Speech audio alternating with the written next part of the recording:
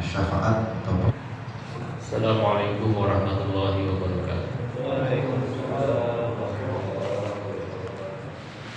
Alhamdulillah wa syukru ala ni'amillah, wassalatu wassalamu ala rasulillah Muhammad ibn Abdillah wa ala alihi wa ashabihi wa ala alihi wa ashabihi wa mawala.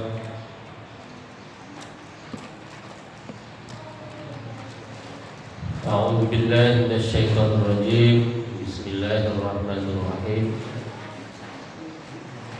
May yashfa' syafa'atan hasanatan yakun lahu nasibun minha wa may yashfa' sayyi'atan yakun lahu kiflun minha wa kana Allahu 'ala kulli syai'in muqita. Sadaqallahul 'azim wa sadaqa rasuluhul karim.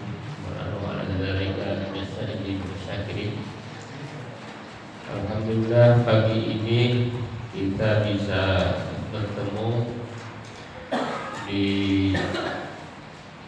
masjid yang mulia ini. Mudah-mudahan kita senantiasa dapat keberkahan, kemuliaan, kesehatan, baik sehat jasmani maupun rohani, juga sehat kantong.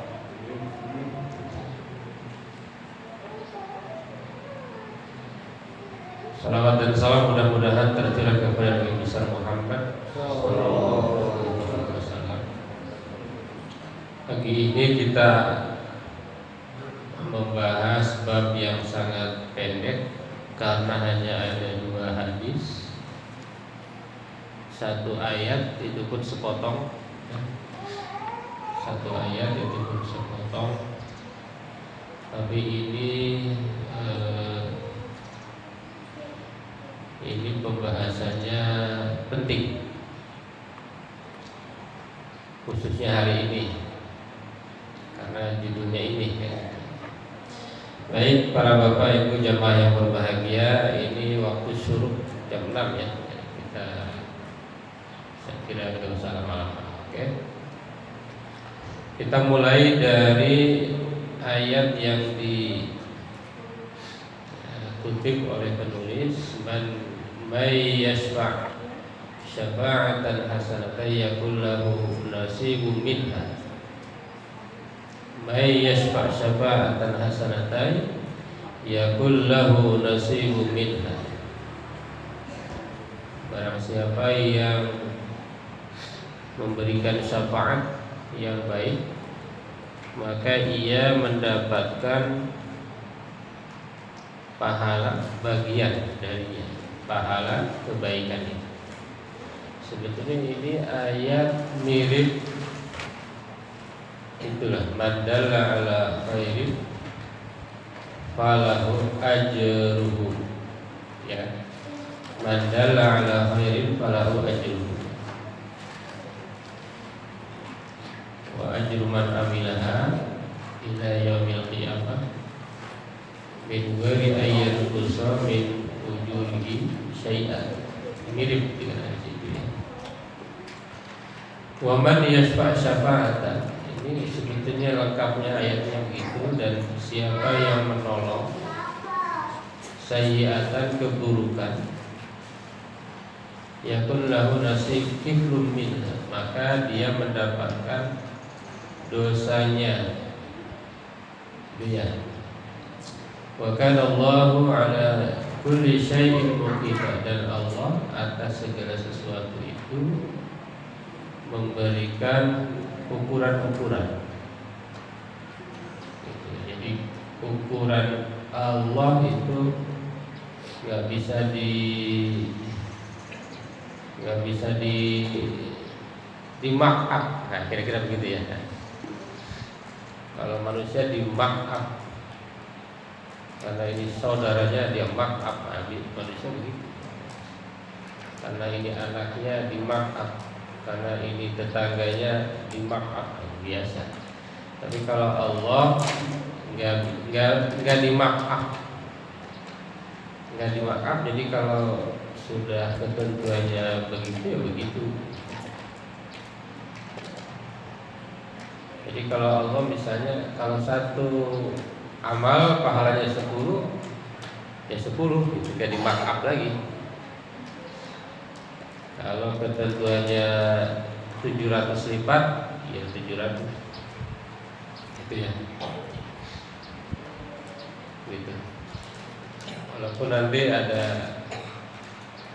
orang-orang ini ya non eksak yang pakai dalil-dalil segala macam.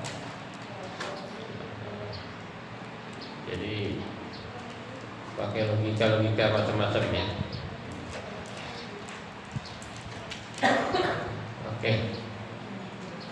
Ini kalau dibaca, ini ayatnya aja panjang sekali nih pembahasannya ya. Misalnya ada tafsir Al-Muyassar. Kata tafsir Al-Muyassar, apa yang dimaksud dengan ayat ini? Maksudnya adalah man yasa'a li husuli ghairihi alal khair yakun lahu bi syafa'atihi nasibun minat thawab. Barang siapa yang memudahkan mencapai kebaikan orang lain, maka ia dengan pertolongannya itu mendapatkan bagian pahala. Dapat pahala. Wa man yas'a li isali syarri ila ghairihi yakun lahu nasibun minal wizri wal ithm. Dan siapa yang memudahkan untuk mencapai satu keburukan kepada orang lain, maka ia mendapatkan bagian dari dosanya. Maka Allah dan Allah ala kulli syai'in, atas segala sesuatu, syahidan, menyaksikan. Kita itu maksudnya menyaksikan, wahafidhan, dan menjaganya. Jadi hati-hati kalau menolong, itu bisa berdampak kepada kita ya. Menolong baik dapat kebaikan, menolong buruk dapat keburukan. Ini profesi yang paling repot ini buzzer ya. Buzzer repot. Buzzer atau ini apa? Pengacara. Itu paling repot tuh pengacara ya. Kalau nggak nolong nggak dapat uang gitu ya. Nolong salah gitu ya. Untung bukan pengacara ya. Oke. Ada lagi tafsir syarhul makna bil ihtisar. Man yas'a li jalbil khairil ghair. Barang siapa yang berusaha untuk menarik kebaikan kepada orang lain, yakun lahu hadzun minats thawab, maka dia dapat bagian pahala. Wa man yas'a li jalbis syarr. Barang siapa yang berusaha untuk menarik keburukan, menciptakan keburukan, yakun lahu hadzun minal rizq. Wa kana Allah ala ma ya'maluhu al-insan syahidan. Dan Allah terhadap yang dilakukan oleh manusia itu sebagai saksi. Wa yujazihi alaihi, dan Allah memberikan balasan. Man kana minkum sababan, barang siapa di antara kalian menjadi sebab fi husuli khair, dalam menghasilkan kebaikan, falahu minhu hadzun wa nasib, maka dia dapat bagian. Wa man kana sababan fi husuli syarr, fa innahu yanaluhu minhu syai', maka dia mendapatkan sesuatu dari keburukan itu. Jadi sebab aja sudah mendapatkan pahala, baru sebab. Kalau makanya ini kalau sebab berarti hanya ngomong ya. Anda ngomong, Anda memotivasi, itu dapat kebaikan. Makanya guru itu pahalanya besar, guru atau ustadz itu pahalanya besar. Karena kalau dia menunjukkan satu kebaikan, pahalanya besar. Menjadi presiden itu pahalanya besar kalau dia menunjukkan kebaikan. Tapi kalau menunjukkan keburukan, gede lagi. Ketua paguyuban itu pahalanya besar kalau menunjukkan kebaikan. Tapi kebalikannya itu dampaknya kalau buruk, kebalikannya.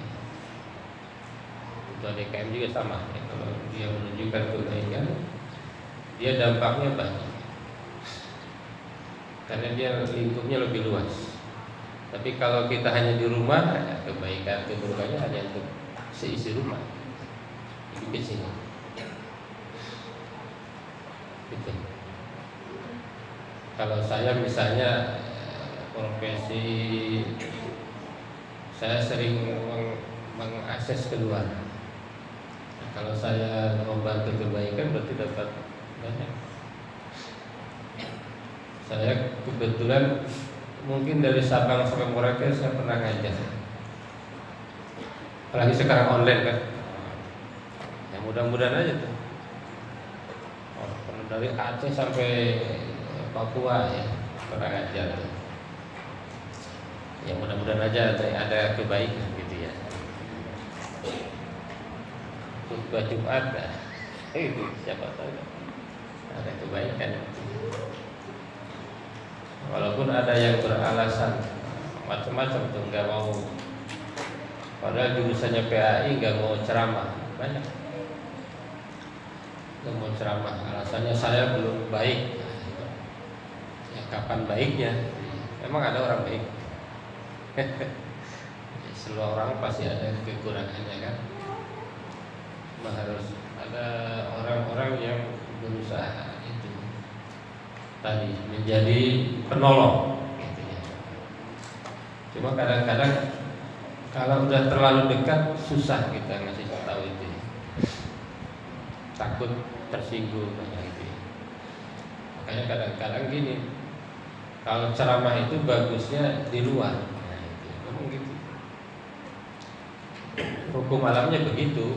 Kalau Anda ngajari orang itu, ngajari orang luar, ngajari anak sendiri susah gitu. Makanya anak sendiri pesantren aja ya. Hukum alam kan begitu kan. Seperti Anda punya motor, nyuci motor sendiri nggak bersih ya. Giliran tukang cuci motor, nyuci motor orang bersih, kan begitu, bagian-bagian kan. Jadi itulah kita butuh orang lain di situ ya. Hukum alam. Jadi kalau bisa kita sendiri.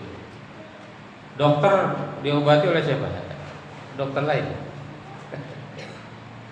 Itu Mak Junaid tuh pernah cerita tuh. Pintar juga jawabannya. Bu, kenapa dia tukang obatin tapi sakit?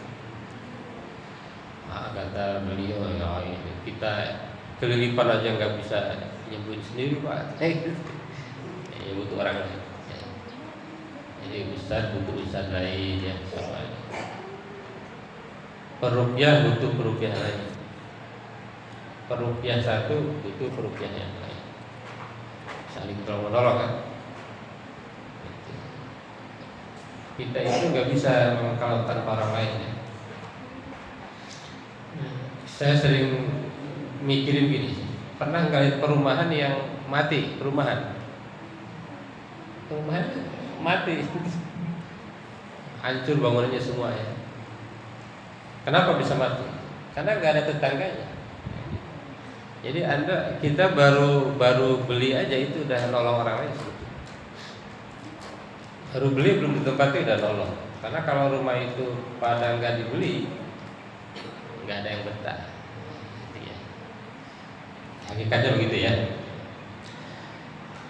Dan masih banyak lagi tafsir-tafsir lain. Kalau dibaca panjang sekali ya.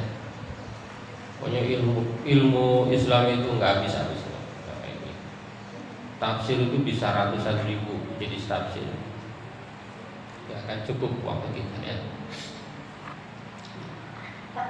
Baik, ada dua hadis. Yang pertama adalah An Abi Musa Al-Asy'ari, dari Abi Musa Al-Asy'ari radhiyallahu anhu qala kana Nabi sallallahu alaihi wasallam idza atahu talibu hajatin aqbala ala julasai faqala asfa'u tu'jar wa yaqbillahu ala lisan nabiyhi ma'ak muttafaq alaih ma syaa wa fi riwayatin ma syaa. Apabila ada seorang datang kepada Nabi untuk meminta pertolongan, maka beliau bersabda, faqala, ya, aqbala ala julasaihi faqala, Nabi berkata isfa'u tu'jaru, itu ya. Nabi mengatakan apa? Tolonglah, maka kalian akan diberi pahala. Wa yaqbillah ala lisani nabiyhi ma ahab. Allah selalu memenuhi apa yang dikatakan oleh nabinya, apapun terhadap apa yang Allah sukai. Ini terjemahnya mungkin agak ini ya. Apapun atau terhadap apa yang Allah sukai. Jadi hadis ini maksudnya adalah ini berlaku kalau menolong hal-hal yang sesuai dengan ketentuan Allah. Jadi dapat pahala itu kalau hal yang ditolongnya itu sesuatu yang Allah ridhoi, gitu ya. Tadi kebalikannya kan, kalau Allah tidak ridho ya dapat dosa.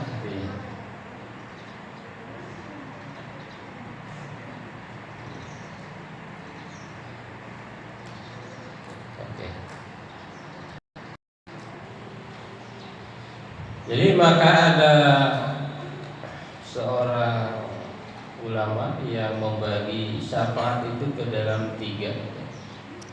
Yang pertama adalah syafaat yang diharamkan. Ya, yang pertama adalah syafaat yang haram.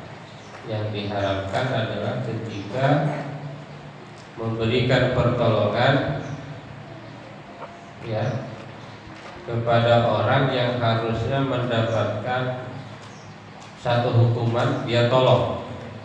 Nah, ini kerjanya pengacara ya. Pengangguran banyak acara. Misalnya ada orang yang harusnya dipotong tangannya karena mencuri. Kemudian ketika sampai waktu yang ditentukan, ada orang ingin menolong pencuri itu agar dia tidak dipotong. Dia lapor kepada pemerintah, karena negara Islam dipotong tangannya.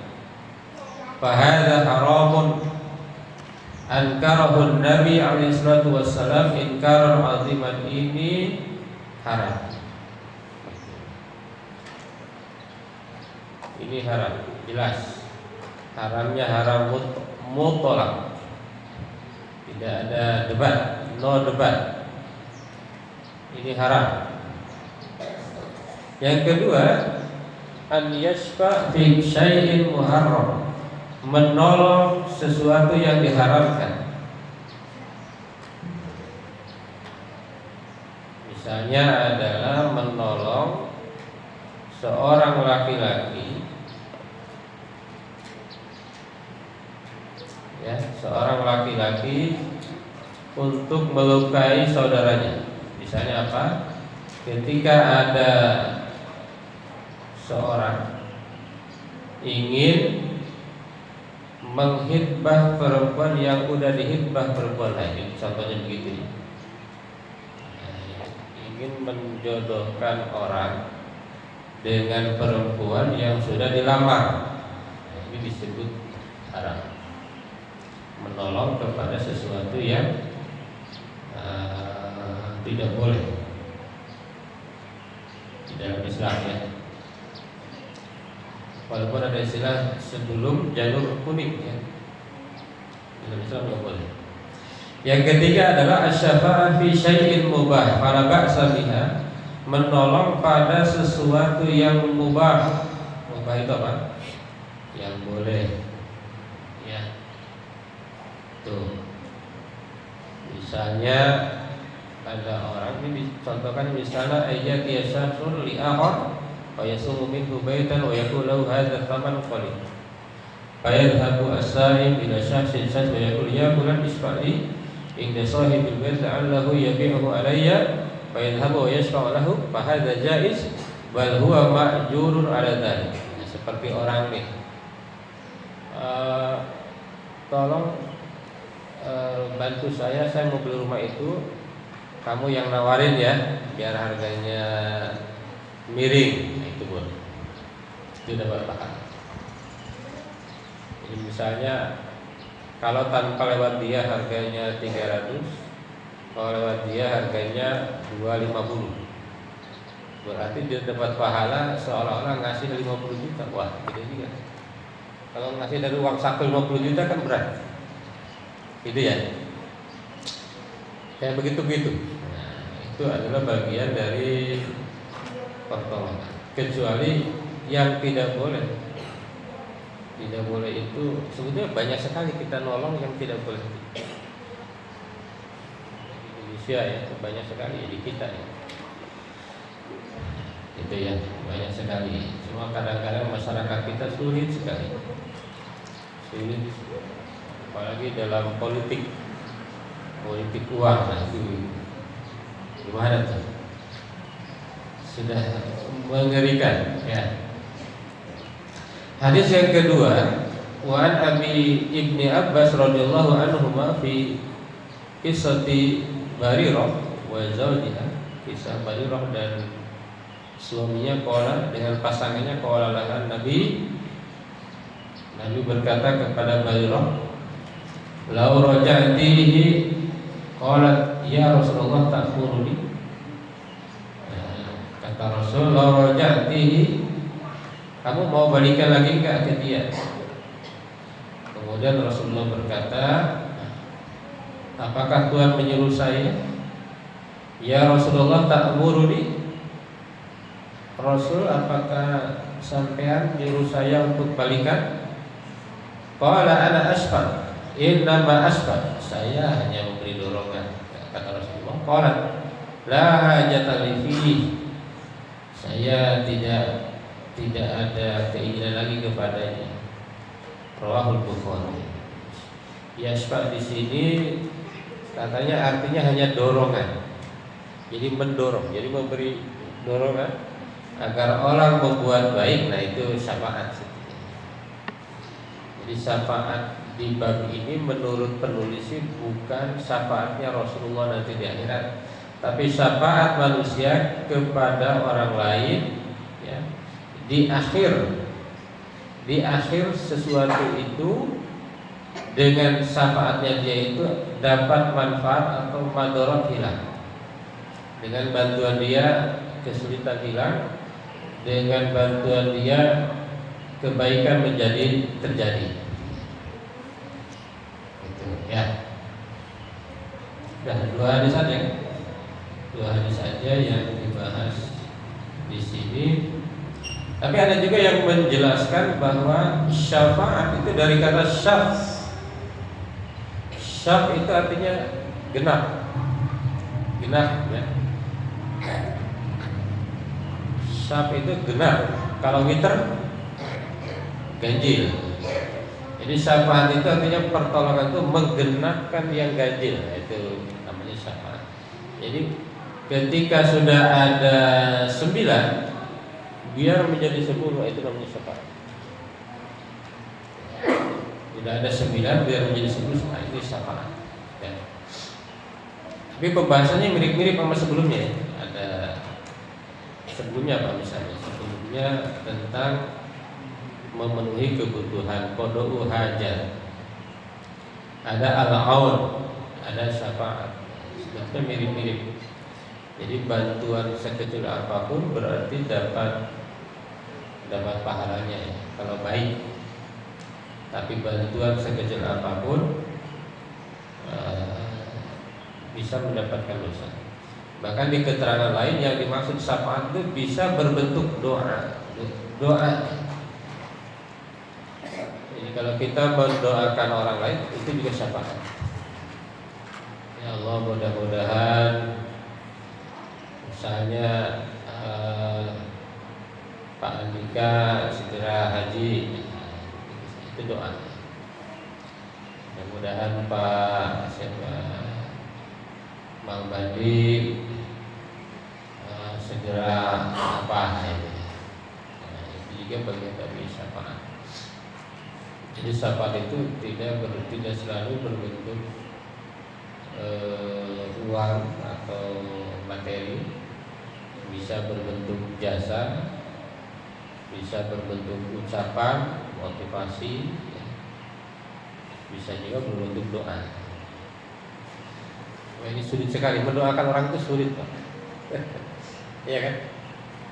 Kita seringnya basa-basi kan di grup, kalau ada ini cepet doa itu banyak. Oh, tapi nggak tahu, kadang-kadang jangan-jangan cuma copy paste share. Ya, doa yang betul-betul di hati itu sulit.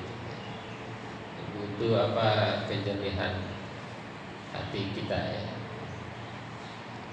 dan butuh latihan kita. Saya kira itu Ustaz Hadi yang bisa disampaikan. Ini sudah 27 menit. Disarankan mudah-mudahan ada pertanyaan sehingga kita bisa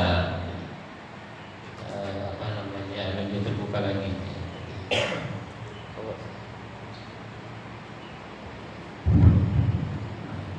Baik, terima kasih pada Ustaz atas pemaparannya. Mungkin dari para jamaah dibuka sesi pertanyaan mengenai bab ini ataupun yang berkaitan dengan yang ini. Silakan Bapak. Mencari Ibu.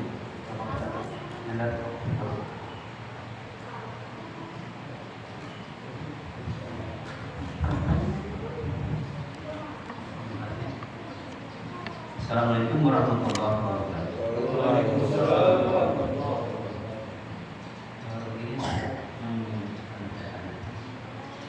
Tentang kebaikan dalam rumah tangga. Kasus jadi rumah tangga. Jadi suatu di mana ini ya itu ahli Al-Quran gitu ya, ibadah, tapi sifat kepada suaminya ini ya masalah, ya masalah secara fisik gitu. Dan itu berkata yang istilahnya ya pantas gitu ya, besar gitu. Nah, di sini yang saya akan tanyakan ini perkara ibadahnya dengan aspek itu apa sejalan? Ya. Bagaimana dengan nilai dari ibadah itu sendiri itu dengan setiap perilaku yang demikian, misalnya, apakah terhapus? Bagaimana? Dan kedua, bagaimana sikap seorang suami dalam bersikap terhadap istrinya yang seperti itu? Apa dia bersabar di Allah? Apa dia mengupayakan kepada orang tuanya? Karena walaupun orang tuanya ini masih ada, gitu kan? Dan minta orang tuanya supaya bagaimana dinasihati, gitu kan? Nah, saya dari pencerahan ya Pak Ustaz, sikapnya bagi kita ini suami, gitu kan? Bagaimana? Terima kasih yang saya tanyakan. Assalamualaikum warahmatullahi wabarakatuh. Waalaikumsalam. Ada lagi? Ya, coba. Pak Haji, namanya saya belum tahu ini. Pak Haji. Namanya Pak Haji? Bastia. Setia. Oh, luar biasa. Setia Ben. Setia. Sedikit saja terkait ngomong-ngomong ini, apakah sebenarnya juga ada terkait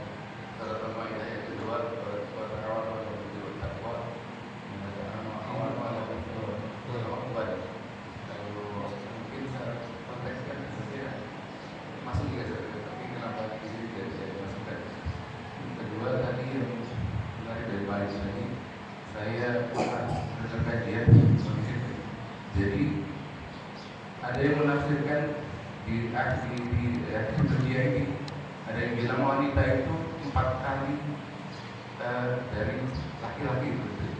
Tapi ada yang menafsirkan juga bukan jumlahnya, ternyata, tapi powernya, powernya seorang istri kepada suami. Jadi di akhir zaman nanti si istri itu powernya 4 kali dibanding suaminya. Jadi kalau suami cakap istri, mungkin itu tafsirnya dari yang seperti itu. Bahwa alamnya kita tidak menafsirkan seperti itu. Itu saja akan saya. Ustaz Heru? Jawab. Dari yang lain mungkin atau dijawab dulu Mas Heru? Atau ini tawadu itu rendah hati. Ada juga tawadu itu tahu warna duit. Kalau dia itu tawadu rendah hati. Ini pertama dari Haji Setia, ini kelihatan orangnya setia, pengagum setia men. Kebaikan dalam rumah tangga, istri ahli ibadah tapi kasar ke suami. Ibadah dengan akhlak apakah sejalan? Harusnya mah sejalan. Harusnya ibadahnya baik, akhlaknya baik. Iya. Tapi manusia kadang-kadang begitu ya. Dia ibadah tapi kasar ke suami.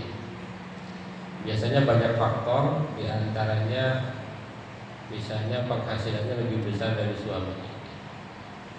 Biasanya ngaruh tuh ya. Atau cinta suami terlalu tinggi, istrinya kurang. Nah, dulu siapa yang mau, ya salah sendiri kan. Memang di rumah tangga itu seni ya. Jadi nggak jaminan orang yang pinter itu berumah tangganya lebih pinter. Nggak jaminan. Kok profesor tapi cerai ya nggak jaminan. Kok ustadz tapi cerai ya nggak jaminan. Itu butuh seni. Jadi dalam bidang itu kalau ada seorang ustadz terkenal, ulama, rumah tangganya berantakan, bapak ibu dengan segala dinamikanya tetap bertahan, berarti kerenan bapak ibu gitu. Itu aja kan. Karena ya, dari sisi itu ya, bukan dari sisi yang lain. Tapi memang waduh itu butuh seni sekali. Apalagi ibu-ibu itu kan dibuat dari tulang rusuk yang mudah bengkok. Itu suami itu kalau terlalu kasar nggak bisa, terlalu lembut nggak bisa. Jadi kadang-kadang iramanya itu, irama permainannya itu. Itu memang butuh seni, dan ini Pak Haji ini saya kira ahlinya ya. Kalau istri sering ngomel-ngomel ya, kalau suaminya pandai ya justru senang diomelin kan, justru senang dia. Ada hiburan kan? Ini anggapannya musik gitu kan. Iya, anggapannya musik lagi ngomel gitu kan. Memang tabiat perempuan biasanya ngomel ya. Ngomel dia kalau nggak ngomel pusing mungkin ya. Ada biarin aja. Ya ada juga yang memberikan resep kalau istri ngomel tinggalin aja. Berhenti sendiri ngomelnya gitu. Ya, tapi mungkin masing-masing kalau dilakukan dengan cara itu ya bisa pas bisa enggak kan macam-macam. Nah ini terus perlu penelitian. Kalau di ilmu penelitian itu penelitian tindakan, penelitian research action research, terus di riset. Karena kita tahu persis istri kita seperti apa. Jadi kalau mau sabar dapat pahala.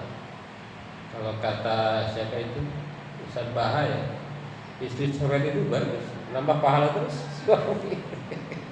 Gitu ya. Cuma walaupun gitu suami harus tetap lebih kuat ya. Menurut saya suami itu harus lebih terhormat. Di antaranya dengan berusaha, suami kan rasional kan, dari sisi ekonominya lebih bagus, ilmunya lebih bagus gitu ya. Kalau istrinya bisa baca Quran dengan fasih, suaminya lebih fasih. Jangan suami saya, istri saya udah fasih ini, saya nggak usah ini. Istrinya penghasilannya gede, saya tingkatkan, berusaha. Kalau belum berhasil ya mau nggak mau sedikit sedikit membangkang dikit mungkin ya. Mungkin. Ada juga suami itu nggak usah banyak ngomong. Misalnya agar istrinya soleh, umrohkan aja, misalnya gitu. Saya nggak mau banyak ngomong ya, umrohkan aja. Masa udah umroh masih belum berubah? Kalau belum berubah juga ya urusan sendiri kan. Tidak terlalu banyak ngomong kadang-kadang ya. Kalau istrinya cerewet dulu, bisa jadi tambahin aja uang belanjanya Pak. Coba tambahin uang belanjanya, ngomelnya berubah nggak? Nah, pernah ada yang nyoba gitu? Sering kan di TikTok, istri lagi marah-marah, dibantah gitu. Suaminya taruh uang merah-merah di bawah, pas diangkat, jangan-jangan karena kurang gitu banyak bumbu. Bercanda aja ya. Makanya menurut saya ya suami itu harus punya uang kejutan-kejutan.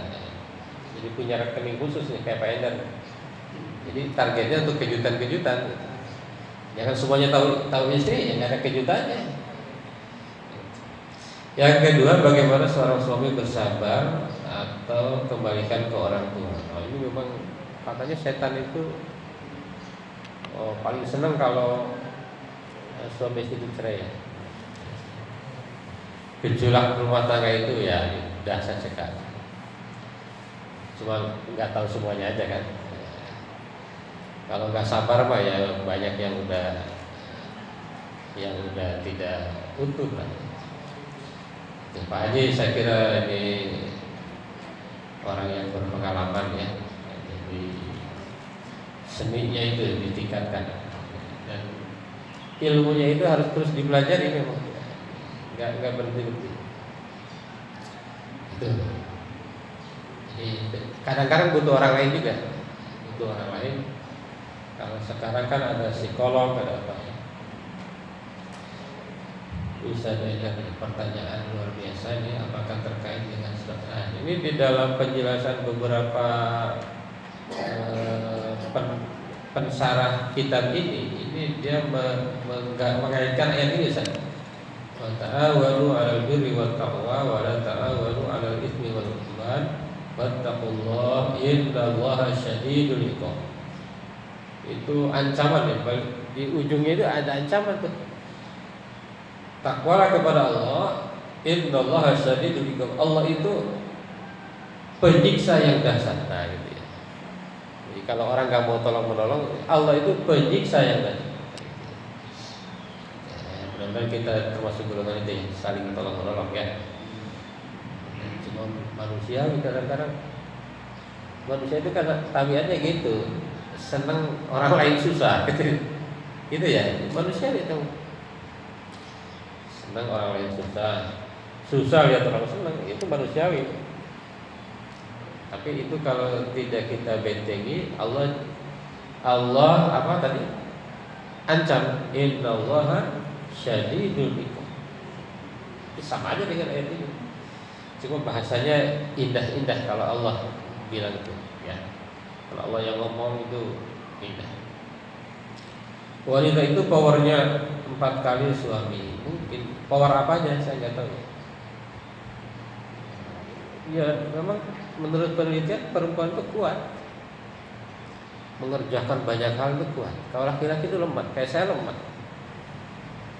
Kalau istri saya, beliau yang nyapu, beliau yang nyuci piring, nyapu, ngurusin anak, nganter anak. Kalau kita kan hanya searah aja, datang ke kampus, duduk, ngajar, makan, pulang. tidur. Mungkin power di situ ya. Memang perempuan itu ditakdirkan kuat. Siapa yang bilang menurut penelitian kalau laki-laki itu melahirkan itu nggak akan kuat. Kekuatannya laki-laki melahirkan itu nggak kuat.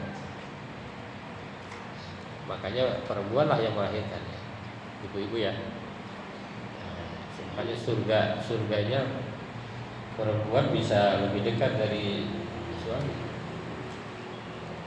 Kalau suami berat tanggung jawabnya, istri tinggal patuh doang ke suami ya aman. Cuma tadi walaupun rajin sholat, kadang-kadang ke suami senangnya ngelawan aja tuh gitu. Sementara suami sendiri nggak mau dilawan gitu kan. Tapi ada laki-laki gitu kan nggak mau dilawan ya. Kalau ibu-ibu manut ke suami itu apanya kasih, apanya dikasih. Cuma kadang-kadang nafsu kita pengennya ngelawan aja tuh misalnya. Kalau nggak begitu kan nggak ada ujiannya, gitu ya.